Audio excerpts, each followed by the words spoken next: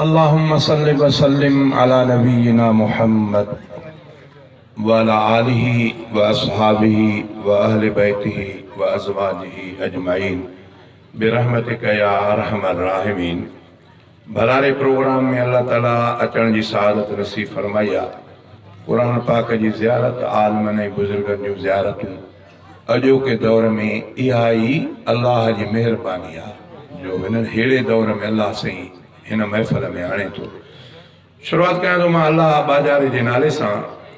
थोरो तवज्जो हज़रत साईं जन शफ़क़त फरमाए मूंखे टाइम ॾिनो जे मां भी जल्दी जल्दी घणो वक़्तु न वठां। तूं बाज करे थो त लही सूर वञनि था,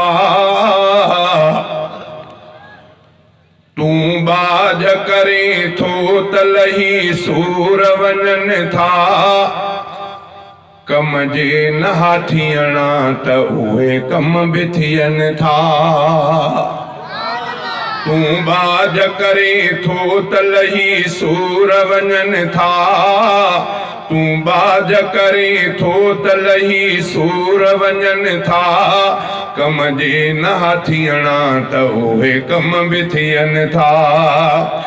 केॾो त तोखे सजदे करण मंझि मज़ो आ,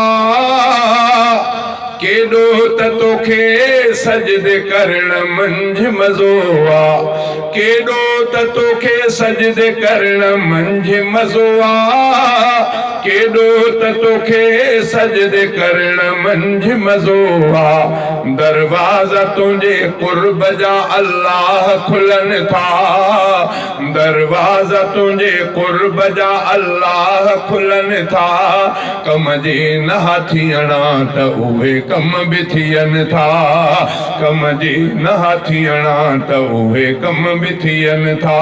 मूंखे न कॾहिं पंहिंजी रहमत खां परे कर, मूंखे न कॾहिं पंहिंजी रहमत खां परे कर, परवाह न आ मूंखां ॿिया मुंहिंजे मटनि था, कम जे नहा थियणा त उहे कम बि थियनि था, उहे कम बि थियनि था, उहे कम बि थियनि था। प्यादा के थिया स्वारत के स्वार थिया प्यादा, प्यादा के थिया स्वारत के स्वार थिया प्यादा। हीरा बि कॾहिं, हीरा बि कॾहिं धूड़ मिटीअ मंझि रुलनि था, हीरा बि कॾहिं धूड़ मिटीअ मंझि रुलनि था, कम जे नहा थियणा त उहे कम बि थियनि था।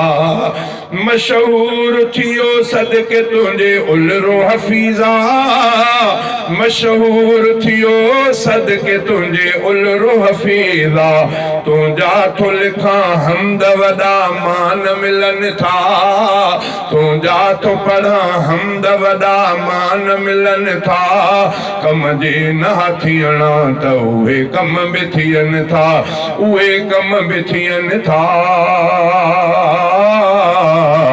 उहे कम बि थियनि था। जंहिं ते नुबूवत